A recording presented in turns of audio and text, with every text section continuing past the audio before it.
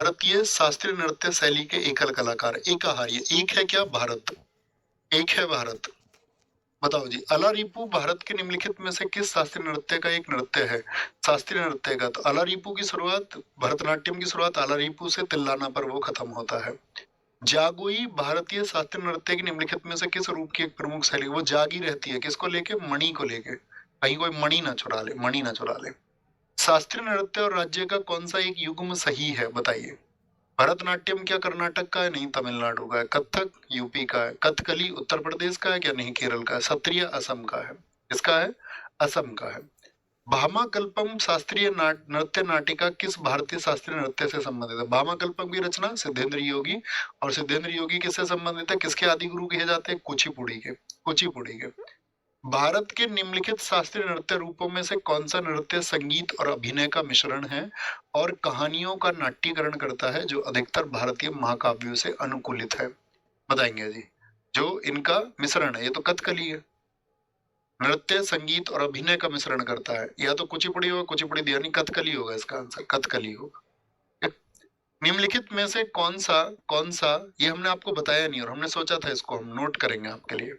इसको लिखना अपना, कथकली का नोट्स खोलो एक बार, कथकली का नोट्स खोलो, उस पे लिख लीजिए कि ये आपका डांस, म्यूजिक और एक्टिंग का मिश्रण है कथकली। डांस, एक्टिंग और म्यूजिक का मिश्रण कौन है? वो कथकली है। निम्नलिखित में से कौन सा भारतीय शास्त्रीय नृत्य पात्रों के प्रतीक के लिए चेहरे पर विभिन्न रंग, 5 प्रकार के मेकअप किसमें होते हैं? बताओ फटाफट से। किसमें होते हैं? कथकली में होते हैं। किसमें होते हैं? कथकली में होते हैं, कथकली में, कली में होते हैं। ओके, कोई दिक्कत, कोई परेशानी? सत्रिय नृत्य शैली की शुरुआत 15वीं शताब्दी में किसके द्वारा की गई थी? बताओ कौन थे? श्रीमद शंकर देव, महापुरुष शंकर देव थे, महापुरुष शंकर देव। मोहिनी अट्टम नृत्य में प्रयोग किए जाने वाला मुख्य ताल वाद्य यंत्र निम्नलिखित में से कौन सा है? ये आपका होमवर्क का क्वेश्चन है। और अभी साथी आप तुरंत जाएंगे, जैसा कि आप सब जानते हैं, सब लोग साथ होके आपसे यही रिक्वेस्ट कर रहे थे कि भैया रेलवे रिफॉर्म्स के लिए आपको ट्वीट करना है। तो लिखिए एक बार रेलवे अंडरस्कोर रिफॉर्म, ये ट्वीट आप एक बार जरूर जाके करेंगे, ठीक है? और अपना ही ट्वीट करना, मतलब रिट्वीट भी आप इसको कर सकते हैं, लेकिन आप अपना ही ट्वीट करेंगे तो वो ज्यादा अच्छा है। बहुत सारे साथी ट्विटर चलाते नहीं है, लेकिन आपको चलाना सीखना चाहिए साथियों, अगर आप स्टूडेंट हैं, ठीक है? तो उसको जरूर ट्वीट करिए, और जो आपकी तरफ से ट्वीट जाएगा वो जरूर असरदार बनता है। उनको लगता है कि भाई हाँ, स्टूडेंट्स इस देश के कुछ डिमांड कर रहे हैं, और वो डिमांड्स जब कभी भी आए, किसी भी पक्ष के द्वारा आए, उसमें कोई टीचर आपसे कहे उसको करने के लिए या ना कहे, उस बात का अर्थ नहीं है। आपको अपने अधिकार जानने होंगे, बस टीचर इसको यूनाइट कर सकते हैं कि भाई हाँ, इकट्ठे एक पावर लगनी चाहिए।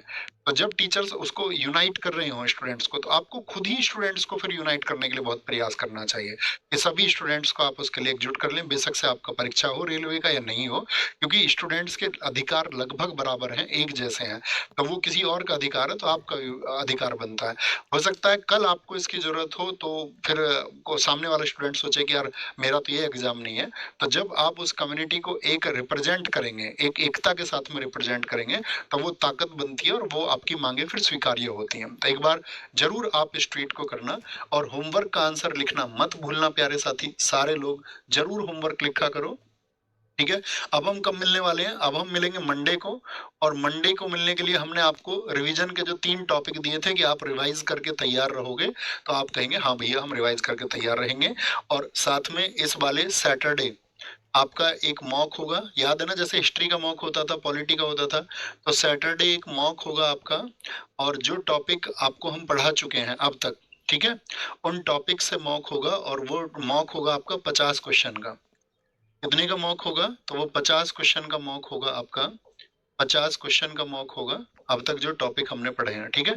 ताकि आपकी और एक अच्छी प्रैक्टिस हो पाए, ठीक है? बहुत बढ़िया।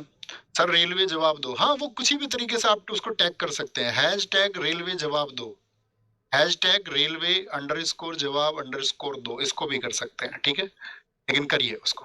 थैंक यू, बाय बाय, नमस्ते, जय हिंद, जय भारत। मिलते हैं साथी आपका मंडे को, और आपका होमवर्क का आंसर जरूर आना चाहिए, सारे साथियों का आना चाहिए, और अपना रिवीजन आप अच्छे से कर लेना, और बस मेहनत करते रहिए, हम अपनी मंजिल तक पहुंचेंगे, हर हाल में पहुंचेंगे और पहुंच के रहेंगे। Thank you, take care.